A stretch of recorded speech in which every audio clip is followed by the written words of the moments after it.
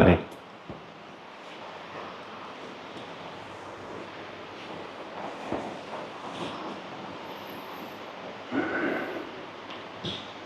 ยังได้พวกอันนาคทองไอ้แน่เราคู่มาใหม่ก็ดีใช่ล่ะขึ้นมาบ่ฮึหรือว่าเป็นกลุ่มทองอยู่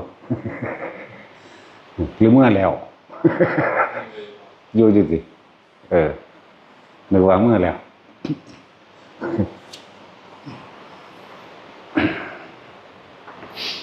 น่ะอดเอาไม่ต้องเฝ้าหรอก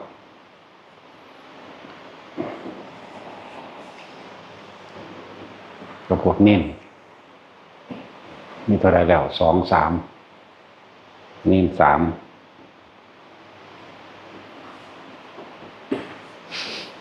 คำว่าพระพุทธเจ้าตรัสรู้หรือว่าปัญญาทำความเข้าใจง่ายๆโลดจะเป็นทำความเข้าใจยากปัญญาแปลว่ารู้ตามความเป็นจริง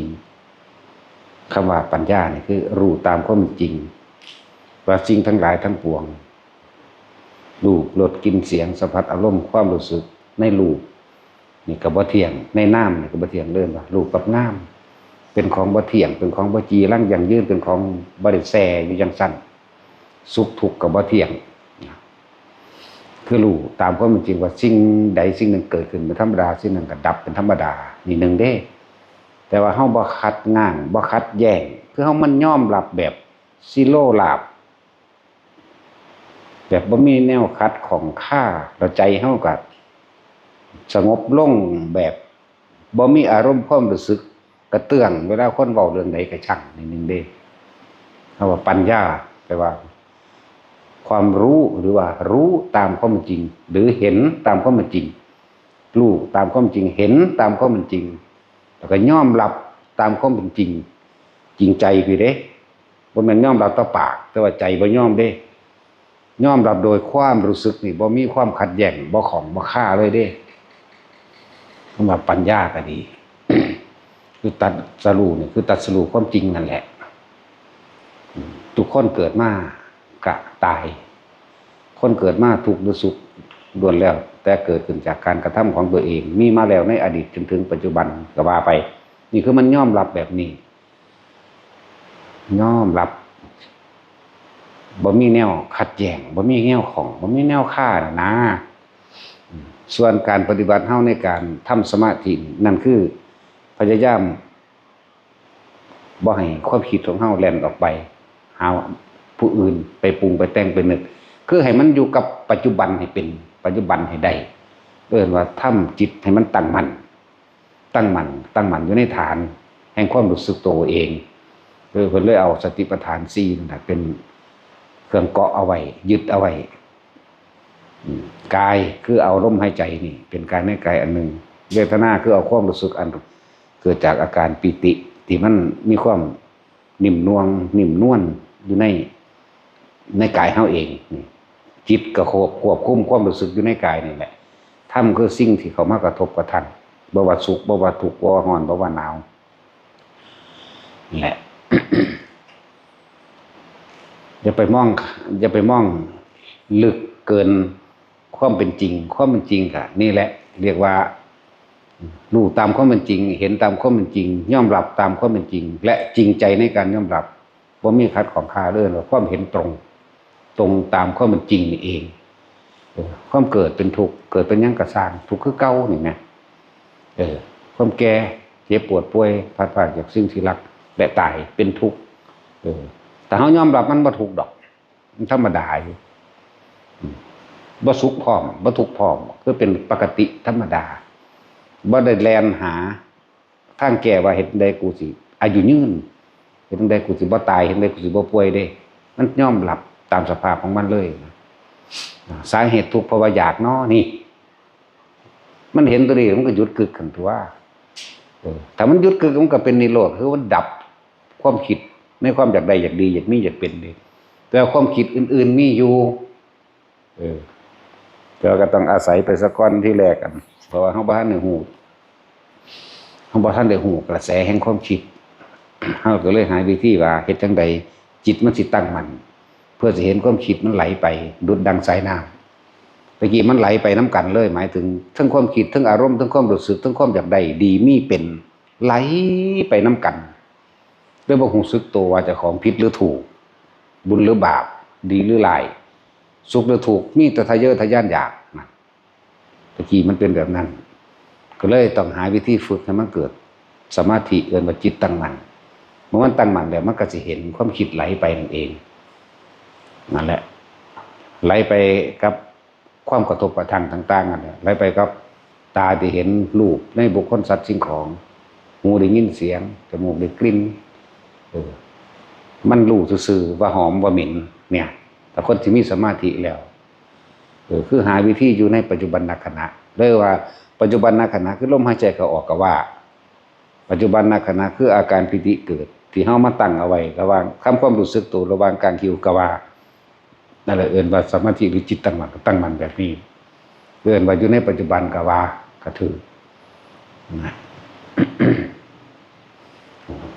ส่วนผู้บ่ทันได้เข้าใจวิธีการฝึกหัดปฏิบัติเพิ่นเลยเอิ้นว่ามรรคมีองค์8หนทางนี้เป็นหนทางเดินแห่งความบริสุทธิ์8อย่างหรือว่ามีความเห็นถูกต้องตามความเป็นจริงจังซี่เนี่ยถ้าเฮาเห็นถูกต้องตามความเป็นจริงแล้วการดำริแปลว่าคิดคือกันนั่นแหละคิดขึ้นในขณะปัจจุบันที่ตาหูจมูกลิ้นกายใจเห็นรูปรสกลิ่นเสียงแล้วมันก็คิดตามความเป็นจริงบ่ได้คิดแบบเนื้อจินตนาการอีหยังนั่นแหละสัมมาวาจาก็เลยเว้าความจริงกัมมันโตก็เลยกระทำตามเป็นจริงอาชีวะก็ประกอบอาชีพสุจริตเป็นเองบ่เป็นไปด้วยความเบียดเบียนให้ผู้ใดเดือดร้อนเสียชื่อทรัพย์สินพร้อมสัมมาวาจาโมความเพียรพยายามประกอบโดยความเป็นจริงสัมมาสตินึกถึงแต่ความจริงสัมมาสมาธิจิตตั้งมั่นเองนั่นแหละเป็นทั้งเบิดนี้เรียกว่าสัมมาสมาธิร่วมตั้งแต่อันที่1จนถึงอันที่8เนี่ยเป็นร่วมลงหมดนี่ตั้งมั่นไว้แล้วโดยดีแล้วโดยชอบแล้วตามความเป็นจริงแล้วนะหลายก็บ่แม่นของยากแต่เฮาทำความเข้าใจเอาแบบนี้แหละมันก็แค่นี้นึงเพิ่นตรัสรู้กับอริยสัจ4ก็แสดงว่าตรัสรู้ความจริงเห็นตามความเป็นจริงมันกระทุ่มลงไปใส่อนิจจังอนัตตาหาความจีรังอย่างยืนบ่ได้หาความเป็นแท้บ่ได้ทุกอย่างเกิดทุกอย่างดับบ่มีหยังแสจังซั่นมาย่นย่อให้เกิดอีกแบบนึงคือในยะนึงก็ว่ารูปกับนามคือรูปร่างกายเฮาเนี่ยรูปเอิ้นว่ารูปนามก็คือเวทนาสัญญาสังขารวิญญาณแต่นามเป็นความรู้สึกสรุปรวมคำว่านามนี่คือความรู้สึกพอใจกับไม่พอใจหรือสุขกับทุกข์ตนเองส่วนรูปนี่มันเบิ่งง่ายๆมันดอกก็ได้ก็เกิดมาตายเนี่ยสิ่งใดสิ่งหนึ่งต้นไม้ก็เกิดมาตายนั่นแหละช้างม้าวัวควายเกิดมาตายก็สิตายโดยวิธีใดก็ตามคือตายคือแตกคือดับคือสูญสลายไปนี่ตัวนามก็คือตัวใจเอิ้นรูปกับนามความรู้สึกแต่เฮาบ่มีความรู้สึกในความสุขหรือทุกข์หรือใดดีไม่เป็นเพราะว่าเฮาเข้าใจเฮายอมรับในความบ่จริงบ่จีรังอย่างยืนยอมรับในสิ่งใดสิ่งหนึ่งเกิดเป็นธรรมดาสิ่งนั้นดับเป็นธรรมดาอย่างเงี้ยเวทนานี่นามความรู้สึกสุขหรือทุกข์หรืออุเบกขาก็สร้างหาความจีรังอย่างยืนบ่ได้มีแค่เกิดกับดับนั่นสัญญาหาความจีรังอย่างยืนบ่ได้เพราะแม่นว่าสิจำแซ่ได้แต่เดือนเดียวหลายเรื่องบางเรื่องก็จำบ่ได้ความคิดปรุงแต่งนี่หังแล้วเลยสังขารคิดแซ่อยู่เดือนเดียวก็บ่แม่นอีกคิดไปเรื่อยๆหามึงหยุดบ่ได้แต่ว่าในคิดนั่นถ้าคนรู้ทันแล้วบ่มีอารมณ์ความรู้สึกในคิดในความคิดวิญญาณมันก็รับรู้ความรู้สึกพอใจกับไม่พอใจแล้วก็จนถึงว่าอุเบกขาเวทนา3ต่อมาลึกเข้าไปได้หั่นเดินว่าสังขารุปเปกขาญาณบัดลึกเข้าไปเวทนา3นี่มาร่วมลงตรงตัววิญญาณหมายถึงใจความรู้สึกของคนเฮา3อย่างพอใจไม่พอใจกับเฉยๆอยู่เพราะว่ามันบ่ทันกระทบ บ่ทันได้ปะทะกันถ้ามันกระทบหรือปะทะกันแล้วนี่ถ้ามันบ่มีความรู้สึกอีหยังเลยความสุขและทุกข์พอใจบ่พอใจเลิ่นว่ารู้เท่าทันความคิดก็ว่ารู้เท่าทันสังขารก็ว่ารู้เท่าทันหรือรู้ทันสังขารอันเป็นรูปธรรมคือรูปผู้ใดก็เกิดมาตายหรือว่าคนที่เฮาฮักตายนี่ขาผู้รู้ทันแล้วก็เป็นธรรมดาเด้บ่ได้โศกเศร้าเด้พ่อแม่ตายจังซี่ก็ธรรมดาคนนี้เอิ้นว่ารู้ท่านรูปแล้วรู้ท่านนามก็คือรู้ท่านคิดนั่นเองเพื่อบ่ไปก่อเกิดความรู้สึกพอใจบ่พอใจเสียใจบ่เสียใจสุขหรือทุกข์บ่มีเอิ้นว่าฮู้ท่านสิ่งทั้งหลายทั้งปวงก็ว่านั่นแหละเว้าอีกศัพท์นึงว่ามันก็เป็นจังซั่นของมันนั่นแหละที่เขาจะเอามาเว้าตะทะตาเอากับมันถ้าเป็นจังซั่นของมันเฮาสิไปบังคับอิหยังกับมันได้สิให้มันเป็นได้ดังใจเฮามันเป็นไปบ่ได้เพราะว่ามันเป็นของมันแบบนั้นธรรมชาติเป็นแบบนั้นนี่คือปัญญาเรียนว่ารู้ตามความเป็นจริงบ่ขัดบ่ขืนบ่ฝืนบ่หยังสังเกตความรู้สึกเจ้าของรอดบาดนี่คนเฮาบ่มีคือแว่นส่องธรรมก็เลยว่าแว่นส่องธรรมหมายที่มันตีกลับขึ้นมาว่าเฮามีความรู้สึกหยังหรือบ่มีซะเลยนะเอาตัวนี้มาเป็นเครื่องยืนยันวัดผลของตนเองเอาเด้เอาความรู้สึกนั่นแหละเพิ่นจึงต่อมาเพิ่นจึงว่ามีวิธีการเฮ็ดสมาธิเพื่อให้เกิดจิตตั้งมั่นในปัจจุบันณขณะบ่ให้มันไหลไปอดีตอนาคตคนเฮาคิดถึงอดีตเบิดคิดถึงเรื่องเก่าๆคนเก่าๆคนใหม่มันบ่ทันได้พอดอกมันคิดบ่ออกดอกสังเกตเบิ่งคิดเบิ่งดีๆเด้อเฮาบ่คิดว่าเฮาสิพ้อกับผู้นี้ตะกี้แต่ว่าคิดอันตาอนาคตเลยเป็นไปบ่ได้มันต้องคิดถึงอดีตซะก่อนมันจังปรุงแต่งไปปรุงแต่งไปก็ปรุงแต่งไปในอดีตคือหากคนผู้นี้อยากเป็นแบบนั้นแบบนี้กับคนผู้นี้ก็คิดไประวางแผนไปซื่อๆเด้เฮาบ่คิดได้ว่าเฮาสิมาพ้อผู้ใหม่เราเจอบ่พญาค่อนคิดออกอยู่บ่ตะกี้เอาเจ้าย้อนหลังไปจัก10 ปีขึ้นหลังเจ้าคิดว่าจึงสิพ้อหลวงพ่ออยู่บ่นั่นคิดถึงอนาคตมันคิดเป็นอยู่บ่คิดบ่เป็นมันบ่ได้คิดว่าสิพ้อเด้แล้วมันสั่นแล้วก็เลยว่าคนเฮามันก็คิดถึงอดีตอันเก่าๆปรุงเรื่องเก่าๆเป็นไปแบบเก่าๆอยากให้เป็นแบบนั้นแบบนี้ดังที่เจ้าของอยากให้เป็นเลิ่นว่าอดีตกับอนาคตคือสิ่งเดียวกันไปคิดถึงเรื่องเก่าๆอารมณ์เก่าๆความรู้สึกเก่าๆนั่นแล้วเหมือนกันกับคิดถึงคนก็คิดถึงคนเก่าๆน่ะบ่คิดถึงคนใหม่ได้ดอกเอาบ่ได้คิดออกคนใหม่นี่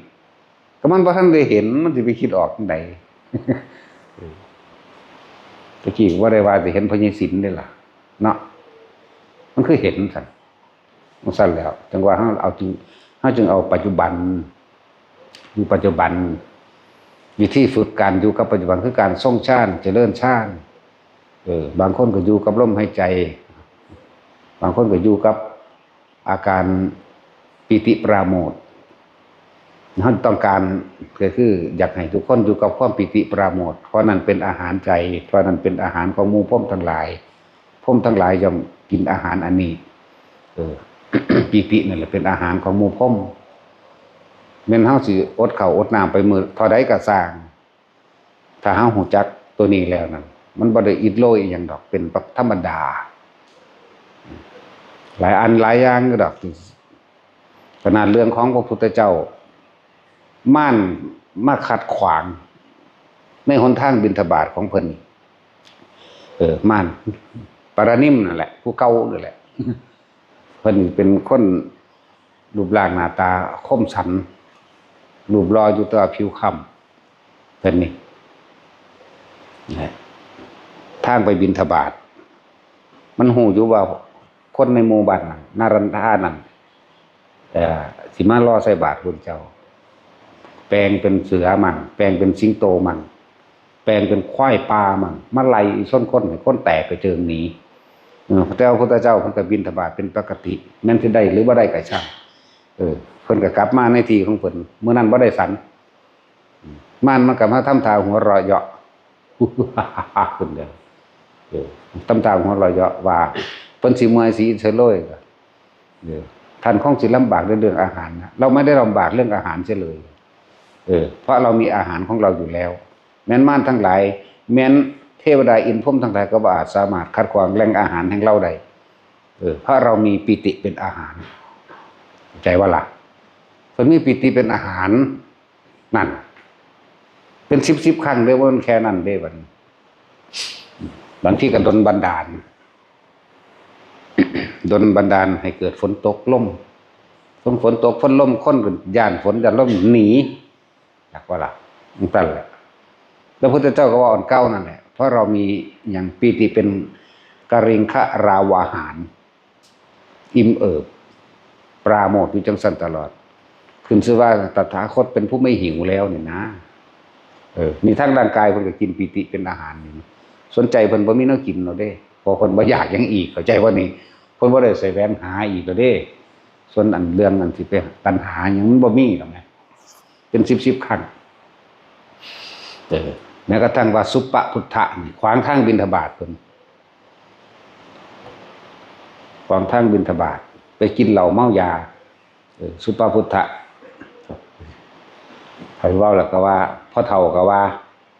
อาก็ว่าเพราะว่าตระกูลเดียวกันเนาะ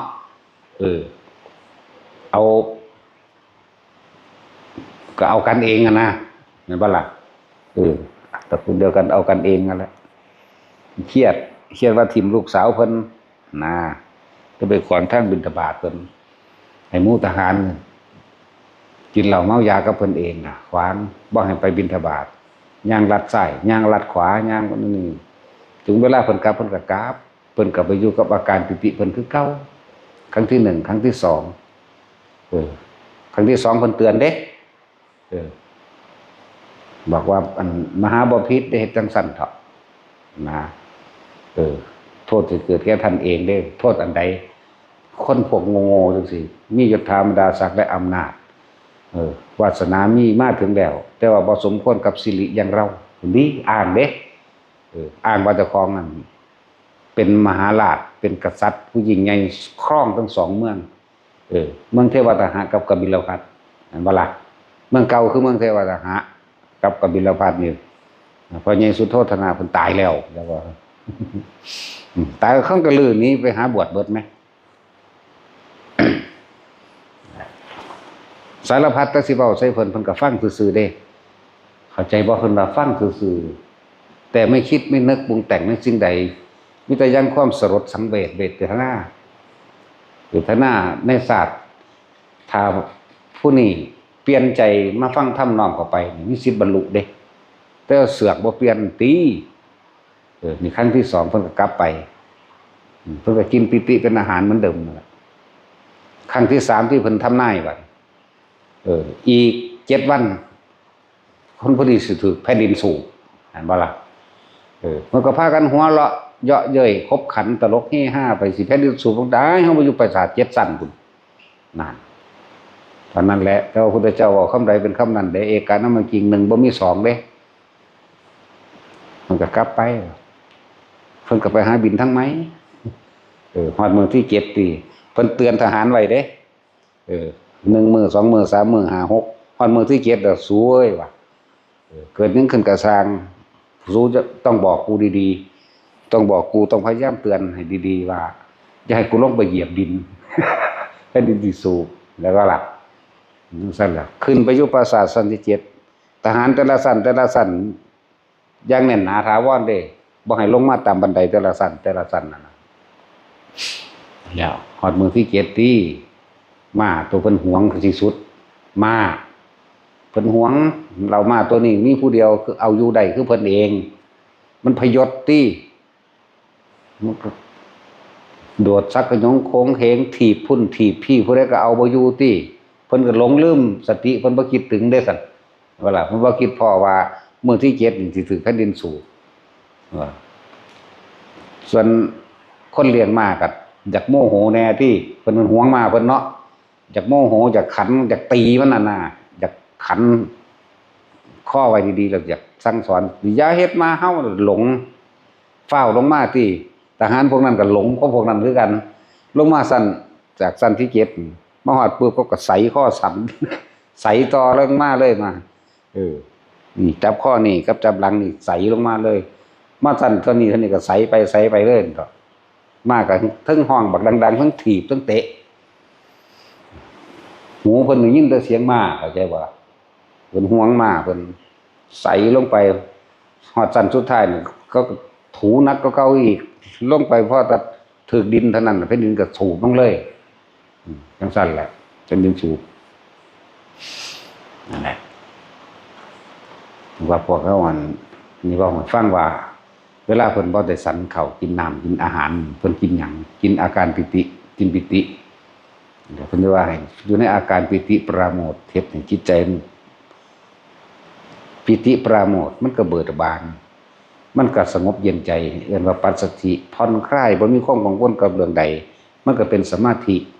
มันก็ตั้งมั่นอยู่ในความผ่อนคลายมันบ่คิดถึงเรื่องใด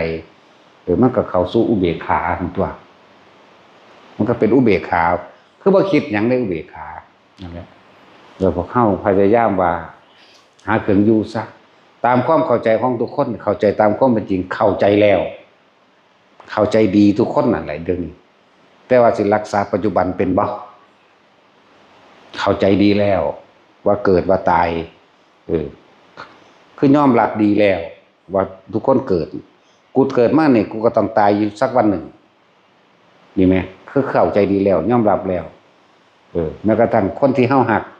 ก็เข้าใจดีแล้วว่ามันเป็นแบบนั้นของมันเป็นธรรมชาติแบบนั้นผู้นี้เกิดมาผู้นี้ก็ต้องตายเฮาสิไปห้องไห้อาลัยอาวรณ์อีหยังกระดอกพอเฮาเข้าใจดีแล้วอะไรเหลือแต่การทรงรักษาอารมณ์ความรู้สึกในตนเองคือปัจจุบัน มันจังว่าเน้นเด้อเครื่องอยู่ของไผของมันเด้อนะสำหรับพวกเข้าเนี่ยเน้นว่าให้อยู่กลางหน้าผากนะอันตัวต่อไปก็ว่าบางคนก็อยู่กลางหน้าผากได้บางที่มันก็เคลื่อนไปตรงกลางหัวแต่ว่าหลักสูตรฝึกเริ่มต้นของเข้าคือเอาไว้กับการคิ้วกลางหน้าผากซะก่อนส่วนนั้นก็ทำความรู้สึกตัวว่านิ่มน่วงเนิบหน้าไปกลางหัวหนังหัวเข้านี่เนิบหน้านะบางคนก็ซึมลงมาในระหว่างกลางสมองจังซี่ก็แค่รู้กับมันซื่อๆบ่ให้ไปนึกปรุงแต่งอีหยังกับมันรู้สึกโตกับมันสติเฮาจออยู่ในหั่นแหละคือรู้นั่นแหละเห็นก็ว่ารู้ก็ว่าสติรู้สึกโตก็ว่าอยู่กลางสมองก็อยู่มันขึ้นมาบนก็อยู่ก็รู้บางคนมันก็มาระหว่างทำกลางอกแกรู้สึกโตในระหว่างทำกลางอกรู้สึกมันกันที่มันเนิบหนาบหรือน่วงกลางคิ้วน่วงกลางหัวแล้วมันก็มาน่วงเนิบหนาบกลางทำกลางระหว่างทำกลางอกกว้างๆได้บ่ได้แคบบ่ได้น้อยนะอะไรก็แค่นั้นบ่ต้องไปคิดผ่านพาอีหยังใดๆทั้งสิ้น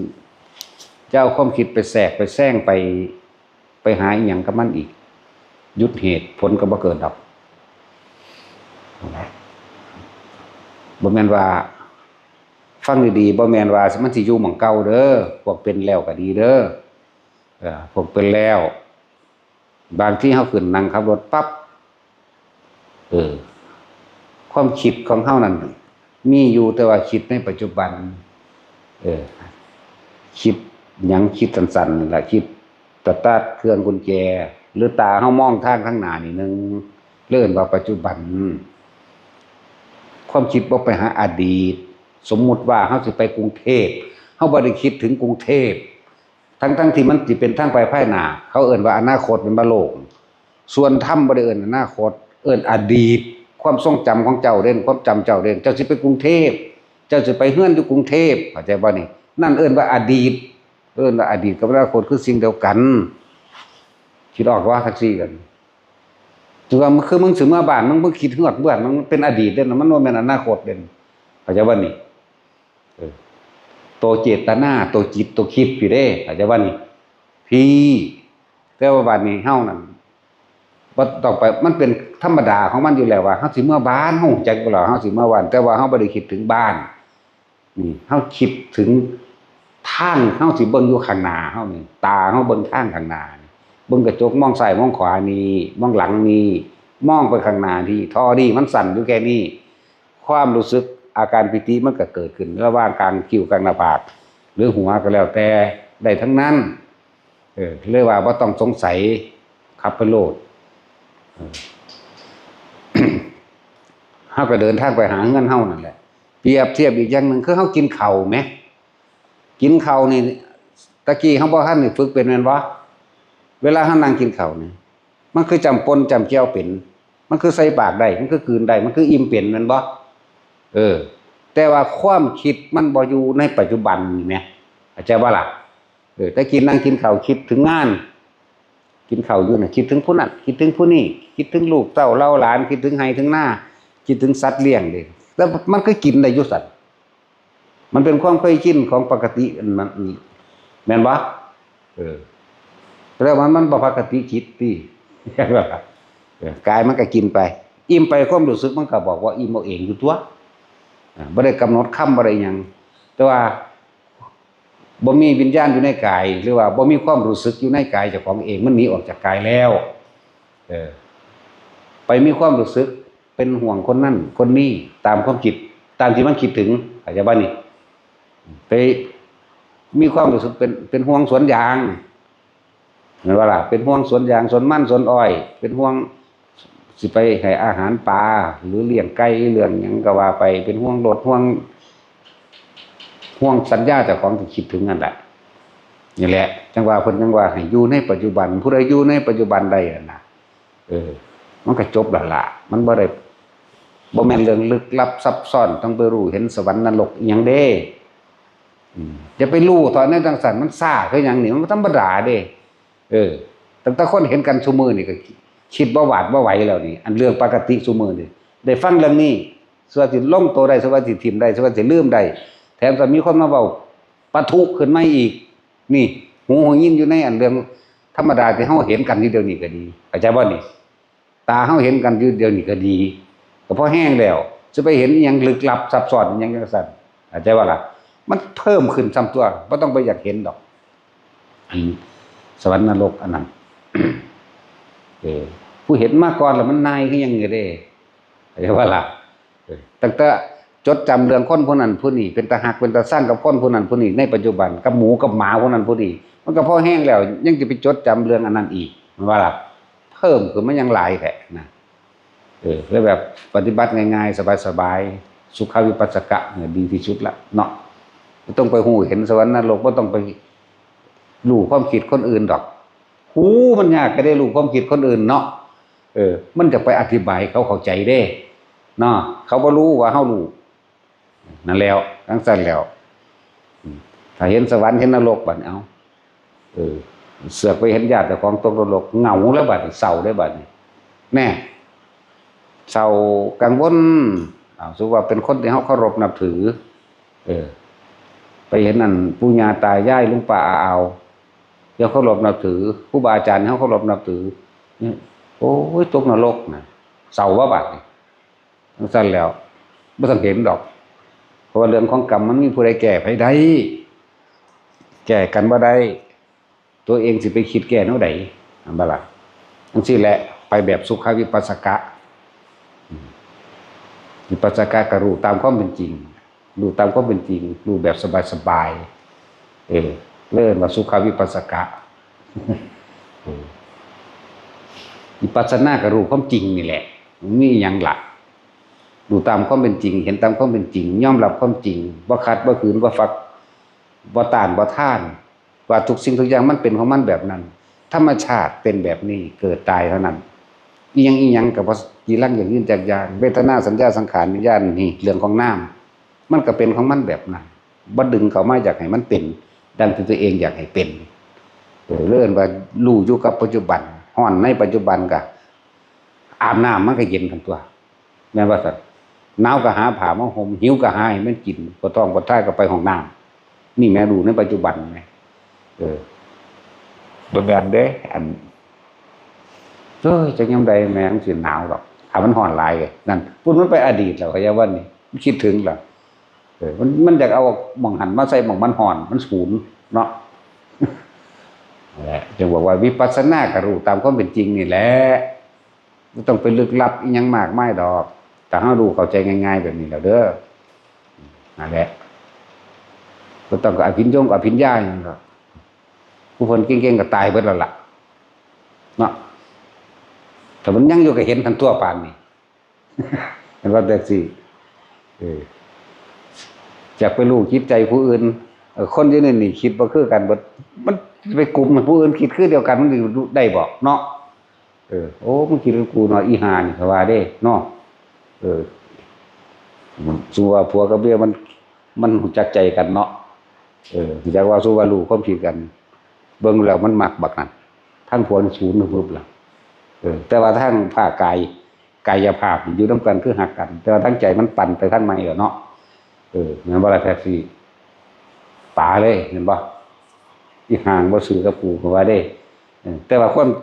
อยู่นำกันอยู่เนาะแต่ความคิดไปทางในนี่ยากคือหยังได้จะไปอยากรู้เถาะ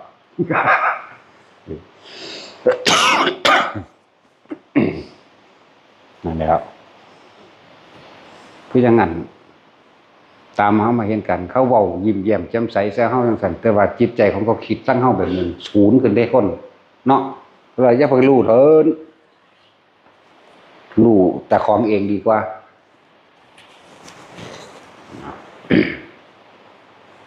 ของเฮาเคยรู้มาแล้วนะซั่นแล้วแต่แมงจะเป็นไดโหลดเนาะรู้ผู้นั้นผู้นี้สิตายบอก4คนเขาว่าเฮาเป็นปอบจักว่า ไปบอกเขาแก่เฮ็ดจังซี่เจ้าก็รอดเฮ็ดจังซี่เจ้าก็รอดบ่แม่นที่กูที่สิบ่รอด เจ้าของได้สิบ่รอดนั่นน่ะโอ้ยเอาละแม่นแล้วเสือกมา6 7คนถือปืนจับไหล่ยิงเฮาอยู่สั่น ตลกดีบ่ล่ะนี่แล้วตาลูเห็นมันเดือดร้อนนี่บ่มันก็เลยมาได้ยินได้ฟังคำว่าพุทธเจ้าว่าเพิ่นบ่ให้ไปทำนายดูก่อนภิกษุทั้งหลายพวกเธออย่าชอบประมาณในการบุคคลเพราะการประมาณในการบุคคลย่อมนำทุกข์มาให้แก่พวกเธอผู้ภายหลังมันแม่นของเพิ่นเด้พยากรณ์นั่นแหละฮู้นั่นแหละฮู้ว่าเขาสิเป็นจังซั่นจังซี่ไปบอกเขาวางซั่นจังซี่นั่นแหละเจ้าสิบ่ตายจังบ่ผู้นี้มื้อนี้มึงไปบ่ไปยิงหนูได้บ่มื้อนี้เขาวัดให้ได้บ่จังซี่ไปบอกเขาเด้เป็นหยังมึงสิตายเด้ไปบอกเขาเห็นบ่ล่ะมันก็เสือกไปยิงหนูคือเก่ามันมันยิงหนูสอดแจ้งมันกลับมามันก็ดังไฟขึ้นมันก็ลวกขนหนูลกคุณเขาเรียกเหี่ยวแตกออกตีนยันทวนใส่กองไฟสักแง่ๆเขานั่นเป็นคือเฮาเห็นเบิดอันนี้บ่ต้องไปเลี้ยงงัวเด้อเจ้าสิตกโพดบางหันบางสิเจ้าสิตายแบบนี้ก็ไปบอกเขาว่าล่ะเท่านั้นแล้วแมงบั่นสากลากมาแล้วเฮ้มันเหมือนกับเพิ่นเบิดโลดนั่นแล้วเฮาก็บอกแค่4ศพนั่นแหละแต่ว่าเลยนั่นไปอีกก็มีอยู่ดอกว่าก้อนหน้านั้นเขาลักเงินกันแล้วกระเป๋าเงินกันมันเสือกไปรู้ที่บอกเขาที่รู้จักว่าล่ะบักนั้นเอาไปมันเอาไว้หม่องหันเสือกไปเอาอีหลีแม่นอีหลีติเขาก็บ่ได้ว่าสิว่าหยังเฮาดอกเขาย่องเฮารู้จักว่าล่ะโอ้ยอาจารย์แม่นเด้มันสิมีหูทิพตาทิพเด้อซั่นแม่นติรู้มาหาเฮาเป็นน้ำมึงกันแล้วนั่นสูนั่นรอดได้ของขึ้นแต่กูสิตายจังว่าล่ะเขาแค้นนั่นแล้ว ใบทะเบียนบ้านหายก็บอกท่องหายก็มาหาเฮาอันกระเป๋าหายก็มาหาเฮาไผลักของไปก็มาหาเฮาตายละกูนั่นน่ะอยู่บ่ได้ละบาดแล้วบ่รู้หยังดีกว่าจังซั่นเนี่ยอันนี้เว้าเรื่องจริงเป็นผู้เขาฮู้จักนำเฮาเขาก็หัวอยู่หั่นจังซั่นแล้วกูบ่รู้หยังดีกว่าบ่จักแล้วโลดจักว่าคือจักก็ได้ตัวยากหยังเนาะนั่นแล้วเกิดกลายเป็นการก่อเวรก่อกรรมโดยบ่รู้สึกตัวอีกเพราะมันเหมือนคนเพิ่นนั่นแหละที่เพิ่นว่าบ่ให้แสดงอภินิหารเพราะว่าคนเฮามันมักง่ายมันบ่ได้เฮ็ดหยังเอาเองมันพึ่งพาตัวเองบ่เป็นเกิดจังขึ้นมันสิแล่นมาหาผู้นั้นแหละมันนั่งบ่แม่นแล่นมาหาธรรมะเด้บ่แม่นว่าฟังธรรมปฏิบัติแบบใดจังสิได้บรรลุแบบนั้นแบบนี้มันบ่ว่าจังซั่นติโอ้ยท้องเหี่ยแล้วจ จักไผเอาไปเสือกปากบอลที่บักนั่นเอาตัวหนานมันเอาไปจำนั่นอยู่หันตัวเอาไปจำนำอยู่หันอยู่นี่นะว่าเขาก็แกล้งตำรวจเอาอีหลีมันเสือกแมนอีหลีพี่ นั่นแล้วหลายเทื่อหลายอย่างก็ดอกเดี๋ยวนี้เศร้าแล้วบ่จักแมงยังจักอย่างก็ดีที่สุดกูบ่รู้แล้วก็แล้วดอกกูบ่รู้แม้กระทั่งว่ากูเป็นไผพร้อมก็แล้วดอก กูบ่รู้ว่ากูเกิดกูสิตายกูจะสิไปไสกูก็บ่รู้กูบ่ฮู้หม้องกูไปก็แล้วเลยทั้งสบายเนาะจักสิเดี๋ยวคือมาถามจะฝึกอภิญญายังไงเนี่ยกูบ่รู้ กูบ่ได้ฝึกมันเป็นเอาเองเป็นแต่เป็นเด็กน้อย2-3 ปีนึงได้ล่ะมันอยู่ซ่านน้ำผมก็เป็นได้ล่ะมันซั่นแล้วฮ้อนแมงแท้ไปนึกถึงฝนเก่าๆเสือกตกอีหลียังเป็นมันก็เป็นของมันเองไหมจังซี่แล้วแหละอำนาจสมาธิมันสามารถทำได้ทั้งนั้นแหละเรียกว่าอำนาจสมาธิเมื่อจิตมันตั้งมั่นมันบ่ฟุ้งบ่ซ่านแล้วเฮาสิเพ่งไปทางใดจุดไปนึกไปทางใดก็ได้ทั้งนั้นแหละเจ้าแต่สินึกไปหยังเลยจักสิให้มันเป็นแบบนั้นแบบนี้เห็นหยังของเฮามันบ่ได้มีความอยากได้อยากเป็นหยังแหมมันก็เลยซื่อๆเฉยๆอยู่ตัวพูนหยังล่ะตั้งแต่อยู่วัดป่าโคกหนองเสือกวัดโคกหนองเสือกวัดอาจารย์เตี้ยเดี๋ยวนี้แหละเตี้ยดอกหลวงพ่อประไมยคำมือแก้วล่ะนะครับเพิ่นบ่ทันรู้จักเฮาซ้ำเฮาเป็นเด็กน้อยเพิ่นก็เด็กน้อยคือกันล่ะไปก็สิเว้าเรื่องตะกี้เพิ่นสนัยอีหยังกับแต่ก็บักเชิดดอกกับหลวงปู่องค์นั้นแหละตอนหลวงปู่องค์นั้นไปแล้วก็มาหลวงพ่อนวลเป็นผู้อยู่หั่นเฮาเป็นผู้ไปเกี่ยวหญ้ามาให้ตีสางหญ้าให้ตัดไม้นั่นนี่ให้ตอนนั้นสิ4 ปี4 ปีหรือ5 ปีประมาณนี้บ่ได้เป็นขี้แบะคือเด็กน้อยซุมื้อนี้เด้บ่ได้บ่มีแล้วคือเด็กน้อยซุมื้อนี้เด้ย่างเอาบักไก่พุ่นเด้น่ะ3 กิโลพุ่นเด้จากบ้านไป3 กิโล4 กิโลพุ่นเด้ทั้งทางตะกี้มันบ่แม่นทางง่ายๆแบบนี้ทางย่างน้อยๆนึงเนาะตึ้งหมากิ้งจอกหมาป่ามันก็ยังมีอยู่นั่นซั่นแหละเพิ่นไผหญ้าเฮาก็เป็นผู้ยืนหญ้าฮ้อนเนาะหำเนาะเพิ่นก็ว่าถ้าฝนตกคือสิดีเนาะเพิ่นว่าเฮาคันเป็นนึกถึงบางหันเพิ่นก่อนสิฟ้าไหลบึมๆมาตกอีหลีโลดแหมมันบ่แม่นหน้าฝนเด้นั่นน่ะมีนาเมษานี่เด้มีนาไปหาเมษามันไปนึกถึงอันนั้นแล้วไปนึกถึงฝนว่าหม่องมันไปนึกถึงฝนตกสิฟ้าก็ไหลร่วมเข้ามาใกล้ๆหม่องเฮาอยู่นั่นก็ตกอีหลีก็แล่นเข้าไปหลบฝนเจ้าของอะไรจักว่าล่ะตะกี้มันบ่ฮู้จักได้ว่าเจ้าของเฮ็ดมันเป็นนึกไปซื่อๆมันนั่งเป็นแต่เพิ่นก็ว่าเซามุ่งเด้มุ่งคือเก่าจังซั่นแหล้วก็มุ่งอยู่หั่นแหล้วงอกหั่นน้อยๆเอามาเบิดแล้วเด้อเดสัตว์ให้จังว่าจังซั่นแหล้วแต่มาก็มากำๆเด้มันบ่แม่นทางหินทางลาดยางสุดเด้มันเป็นทางตีนแคบๆนึงเด้พอตะยางไปยามมาโดด5 โมงกว่าๆนี่แหละมันมีต้นไม้นั่นก็มีบางมันมีอันโคนไม้อยู่บางต้นนั้นก็ที่แรกเห็นแต่หัวพอว่าเพิ่นมาหน้าอันโคนไม้นั่นน่ะบัดนี้ก็ยืดแต่หัวลงมาหาเฮาที่วืดลงมาคอบักยาวเข้าใจว่านี่มาแห่แล้วโอ้ยกูบางแล้วกูขึ้นเอาแมงโดนแล้วขึ้นเอาผีแล้วกูจักว่าล่ะขึ้นเอาหุ่นขึ้นเอาอีหลีนี่แล้วบักฮานั่นแล่นฮอดพุ่นล่ะจักมันสิเห็นเป็นหยังแล้วของเฮาเห็นเป็นบางเนาะบักฮานั่นไปฮอดพุ่นเอ้าเป็นหยังนอนบักกะดิกว่าเซยอยู่ถ้าเฮาเหมือนกูลาบบางว่าให้แม่กูไปหั่นเด้ขึ้นเอาเซยจกจังได๋ก็บ่มีดอกนั่นแล้วมันค่ำมืดติบักนางบ่รอเลยมันตายแล้วบ่บักกานั่นบักเชิดมันเมาเหล้าตายทั้งใดล่ะบุสแตกก็เหล้าหลายและมือใหม่มาก็ยังมาคิด ยามมาเศร้ากับสู่ยางกระติกไม่แล้วเอาดีๆแล้วขึ้นเอาคือเก่าหลังบ่ได้บ่มีสุดเพิ่นก็ไปหาเพิ่นไปกินข้าวคนบาทคือเก่าล่ะโลข้าวคนบาทตะกี้มันบ่ได้เป็นคนบาทคือเฮาเดี๋ยวนี้เด้กับกล้วยก็มาเขียบไปจังซี่นามันบ่แม่นแนวสิมีหรูหราคือเฮาซุมื้อนี้เด้อดอยากแล้วเพิ่นนั่งจงไว้ให้ดอกปลาแดกบองปลาแดกบองตัวแซ่บคือหยังนี่เห็นเฮ็ดเป็นมาแตะพุ่นแล้ว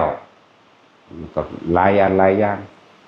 ที่เฮ็ดมาทุกอันนั่นแหละเฮ็ดเบิดเป็นเบิดแล้วก็เกิดความเบื่อหน่ายคือเก่านั่นแหละก็จะเป็นไปหยังไปฮู้ว่ายังศูนย์คนนั้นสั่งคนนี้อยู่แล้วนั่นแหละพูดถึงว่าบ่ต้องไปสนใจตัวนั้นดอกเอาอาสวะขยะญาติโลดเอาหม่องมันจบโลดบ่ต้องไปมีอารมณ์ของเกี่ยวกับสิ่งใดสิ่งหนึ่งดอกอาสวะอารมณ์ความรู้สึกที่ยังคล่องอยู่เข้าใจบ่ล่ะอารมณ์นั่นแหละอาสวะก็เลยเฮาแปลภาษาความรู้สึกโลดจังไงคนฝึกมาทั้งเบิดเจ้าสิฝึกวิธีใดก็ช่างมาละอาสวะตัวเดียวนี่แหละก็จะว่าแท็กซี่ก่อนยังมีอารมณ์ความรู้สึกพอใจและบ่พอใจพอใจเรื่องใดพอใจในรูปบุคคลแบบนั้นลักษณะตาทั้งแบบนั้นกูมักแบบนั้นกูสั่งแบบนี้นี่แหมรูปรสโอ้ยเข้มแมงแต่โอ้ยเผ็ดแมงแต่โอ้ยนี่ก็พอดีนะพอใจเขาจะว่าล่ะกลิ่นก็เหมือนกันจะว่าเหม็นยังแบบเว้ยแหน่ถ้าได้หอมเด้แบบนี้ได้ไหมแหน่ของบ่ล่ะอารมณ์ความรู้สึกที่พอใจในรูปในรสในกลิ่นในเสียงยังเอาเปรียบง่ายๆคือเสียงเพลงนั่นแหละเนาะเพลงในมวลเด้คือเพลงคลื่นมวลเนาะหลังว่าจังใดวะไปให้ฉันดูแลหัวใจของเธอได้ไหมเนาะวางสิบ่ว่าปากเท่าแล้วก็ฟังละอีหางกูยังวัยรุ่นอยู่เด้ดูแลเธอสุขใจเท่านั้นก็พอนะแล้วก็ว่าสู้ขาเลยครับมันสั่นแล้วนี่แหละเอิ้นว่าความยิยังมีอารมณ์ความสุขในความคล่องเกี่ยวอยู่ในรูปในรสในกลิ่นในเสียงเปรียบเทียบง่ายๆว่าเสียงเพลงขนาดเพลงฟังบ่รู้เรื่องมันก็ยังมีความพอใจเนาะอาจินกับกังฟูไฟติ้งอย่างซันเด้แม่นว่ากับจินหรือโกสั่งพลังกับจินก็เลยอเมริโกกันนะแต่ว่าเนี่ยบ่จักซื้อมันแต่เปิดมาหูรถเนาะจังซี่แหล้วรุ่นใหญ่เด้จักว่าพวกนี้พวกเพลงอันหยังละบ่จักซื้อแต่ว่าแปลก็บ่ได้พร้อมมันขันมักอยู่เด้เนาะหลายเพลงอยู่ดอกแต่บอกว่าถ้าเปิดแต่ว่าถ้าเว้าซื้อมันบ่รู้จักมาเพลงฝรั่งมาได้ตาสินเนาะพวกกังฟูไฟติ้งว่าโอ้ยรู้จักว่าเพลงฝรั่งรุ่นนั้นพวกอเมริโกงพวกนั้นหลายอย่างแต่ว่าดัชอินเดวินเนี่ยบังจักเนาะมึงบ่ทันเกิดดอกแท็กซี่มึงสิมาใส่หัวหยังคุณบอกกับตาสินพุ่นรุ่นเฒ่าพุ่นอย่างนั้นแล้วแต่ว่ารุ่นใหม่ๆก็บ่รู้จักคือกันรู้จักว่าคลื่นนี่มันต้องลบสิ่งที่มันมีรอยขีดรอยฟกรอยช้ำจากว่าคลื่นให้มันเรียบจักว่าล่ะแล้วรู้จักกระบาลสิเนาะคนที่เจ็บปวดซ้ำมาแล้วเขาจะเป็นคลื่นลบรอยซ้ำจากว่าเขาจะรักษาให้เธอมีความสุขเท่านั้นก็พอ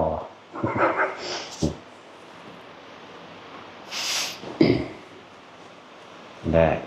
อารมณ์ที่ยังของเกี่ยวในความรู้สึกที่พอใจและบ่พอใจหรือเอิ้นว่าอาสวะ รูปรสกลิ่นเสียงสัมผัสทางกาย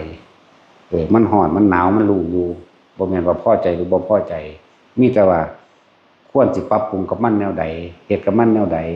ถ้าร้อนก็เลยว่าไปอาบน้ำที่เปิดพัดลมที่ถ้าหนาวก็หาผ้ามาห่มถ้าหิวก็หาให้กินนั่นว่าซั่นเป็นโรคมันมีเนี่ยก็หายามาแก้ปวดซื่อบ่พอสิเศร้าหยังแม่งจักอย่างดอกมีแต่ตายเนาะนั่นแหละแต่สิปฏิบัติมาวิธีใดก็สร้างลงตัวเดียวอาสวะละอาสวะหรือท่านความคิดนั่นแหละ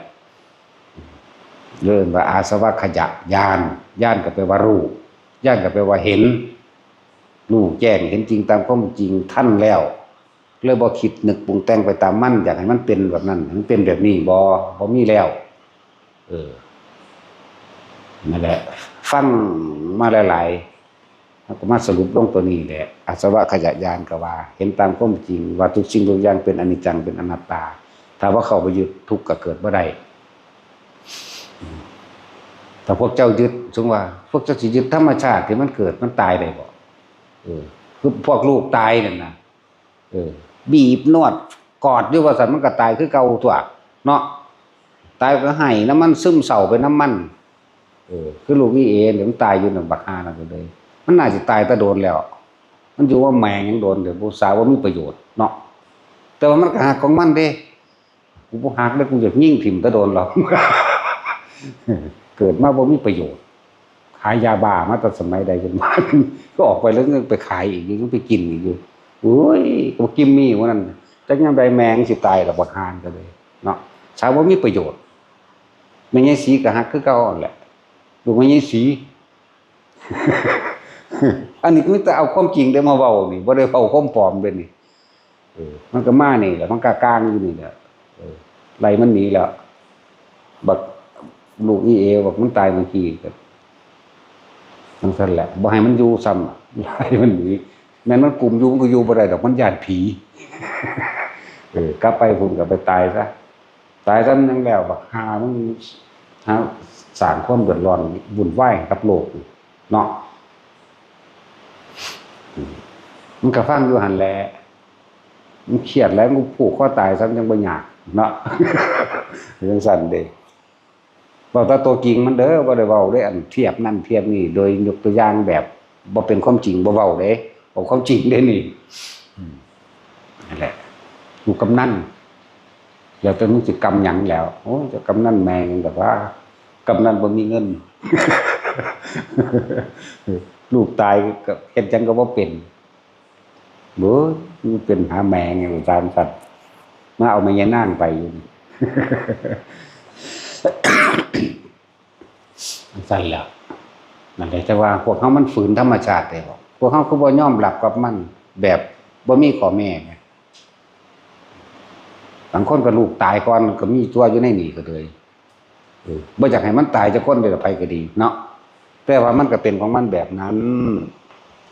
กรรมเป็นเรื่องที่มันสร้างมาเองบ่แม่นเรื่องที่เฮาจะไปจัดการหยังได้แม่นเฮาฟังธรรมพุทธเจ้าแหละเพิ่นก็เป็นแต่เพียงผู้บอกทางให้เฮาซื่อๆเด้เพิ่นบ่ได้เฮ็ดให้เฮาได้เด้เพิ่นรู้บัดทุกอย่างนั่นแหละแล้วเพิ่นก็บอกตามอุปนิสัยของไผของมันบอกไปตามประสบการณ์ชีวิตแวดล้อมความเป็นอยู่ของไผของมันผู้นี้ปฏิบัติแบบนี้เด้อผู้นี้เฮ็ดแบบนี้วางใจแบบนี้เฮ็ดแบบนี้เด้อฝึกหัดแบบนี้เด้อเดี๋ยวจักแหละหลายอย่างก็ทำความเข้าใจยอมรับความจริงนึงเด้คำว่าลูกธรรมเห็นธรรมก็เลยหรือดวงตาเห็นธรรมก็ว่าทำความเข้าใจตามความจริงของธรรมชาติมีความเกิดธรรมดาดับธรรมดาตายธรรมดา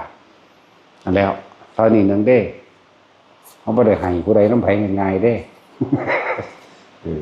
ให้น้ำอยู่หลวงตามันเป็นเอาเองอันนั้นนั่นแล้วให้น้ำอยู่หลวงตาญาพ่อใหญ่ญาแล้วก็หลวงตาทั้ง3คนฉะนั้นแหละหลวงตาบัวมันทั้งเป็นของมันขึ้นมาเอาเองโลดสะอึกสะอื่นขึ้นมาโลดแต่ว่าบ่เพิ่งใครเห็นดอกพอไปรีไปรีนะนั่นแหละมันเป็นของมันอันนั้นมันบ่ได้ตั้งใจว่าสิให้ดอกมันเป็นของมัน นั่นแหละสลดสังเวชมันสะเทือน บอกว่าถือจังว่าแต่ละคนเข้าใจดีเราบอกแบบนี้ว่าคำว่ารู้ธรรมเห็นธรรมกับรู้ตามความเป็นจริงแต่ว่าเหตุจังใดพวกเขาสิอยู่ในปัจจุบันในขณะใดโดยบ่ได้ชินกับการคิดไปถึงความอยากได้กับอยากเป็นนะทักษิณมึงเข้าใจหรือยังอยู่ในปัจจุบันเอาลมหายใจเขาออกเป็นปัจจุบันเอาความรู้สึกในกายเป็นปัจจุบันคำว่าอดีตหมายถึงเขาคิดถึงเรื่องเก่าๆบุคคลเก่าๆอยากให้เป็นแบบนั้นแบบนี้ก็อยากให้เป็นเก่าๆนี่แหละว่าอยากให้เป็นน้ำใหม่ดอกคิดถึงน้ำใหม่มันคิดว่าไปดอกมันต้องเป็นไปตามเวลาที่มันเป็นเนาะคือจังเฮ้านี่แหละมึงคิดว่ามึงสิฮอดมื้ออื่นอยู่บ่เนาะกูบ่ได้คิดว่ากูสิฮอดมื้ออื่นเด้กูก็คิดบ่ออกคือกันว่ามื้ออื่นเป็นจังไดนอกจากตื่นขึ้นมาแล้วจังไปแต่บ่ตื่นก็แล้วเลยเด้กูหังบ่อยากตื่นอยู่แล้วเนี่ยเห็นบ่นี่มันอยากแบบนี้อยู่มันก็ยังบ่เป็นให้นี่ปึ๋งขึ้นมาเมื่อใดเนี่ยโอ้ยกูสั่นศูนย์โลดตื่นมาหาแมงบ่จังว่าอยู่ บ่อยากตื่นจังเม็ดเด้อยากแล้วไปเลยอยากว่าง่ายๆเนี่ยอยากแบบนี้ก็ยังมันยังบ่เป็นให้เฮาเนาะสั่นแล้วจังว่าคำว่าปัจจุบันเพิ่นเลยให้พวกเฮาทำสมาธิเรียกว่าจิตตั้งมั่นเมื่อตั้งมั่นแล้วเพิ่นเลยหาหลักสูตรว่าสติปัฏฐาน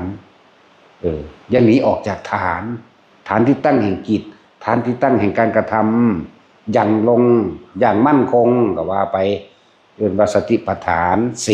4สติแปลว่านึกถึงปัฏฐานคือตั้งมั่นหรืออย่างลงอย่างมั่นคง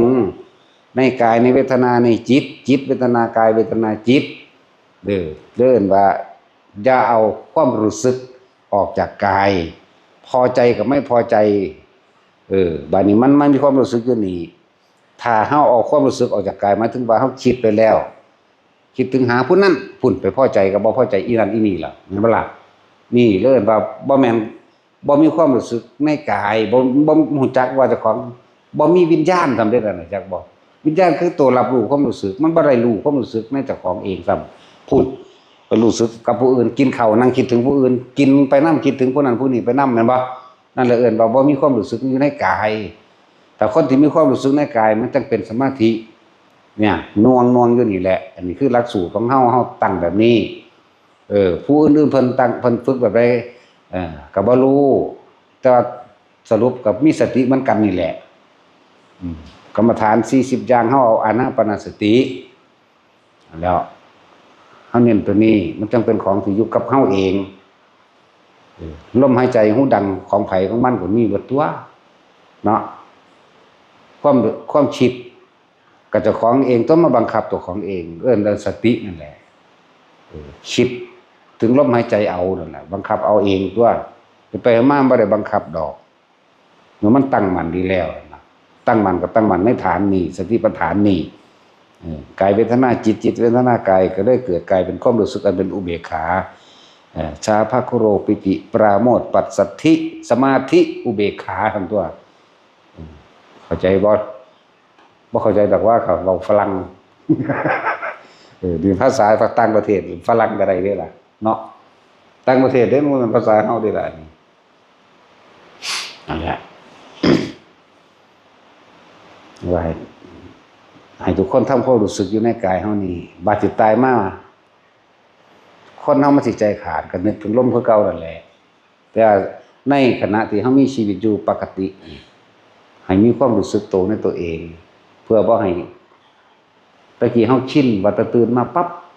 คิดถึงผู้อื่นปั๊บโลดเรื่องอื่นๆปั๊บโลดเนาะบ่ซั่นสิว่าฝึกบ่ฝึก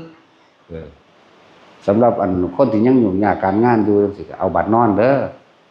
กรรมฐานขี้เกียจแต่มีผลมากจับจุดอนาโลมกับลมหายใจกับอุณาโลมนึบหน้าบ่นับมันรับนี่เลยรับมิดอิงติ้งบ่ฝันพวกนี้บ่ค่อยฝันอยู่บ่ค่อยฝันแต่ว่าน้อยตี4ตี5ปึ๊บรีบกลับมาลมหายใจนี่ฝึกแต่คนเป็นแล้วมันบ่ได้ฝึกคือขับรถนี่แหละ เออขับรถมันเอาใจใส่คือหยังเด้ตอนฝึกเนาะสตาร์ทแบบนี้อันนี้คาดอันนี้คันเร่งอันนี้เบรกเลี้ยวซ้ายเลี้ยวขวาอันนี้ไฟเลี้ยวซ้ายไฟเลี้ยวขวาอันนี้เข็มนั่นเป็นสั้นเข็มนี้เป็นสี่ตาจ้องไปทางหน้าย่านตะพลาดมันบ่เอิ้นฝึกบ่คนฝึกขับรถทีแรก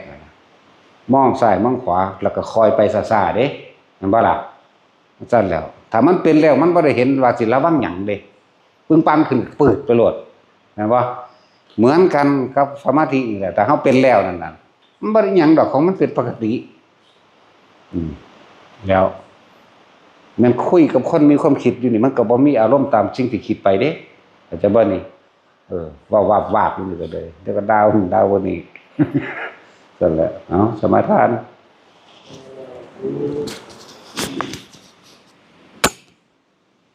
นะโมตัสสะภะคะวะโตอะระหะโตสัมมาสัมพุทธัสสะนะโมตัสสะ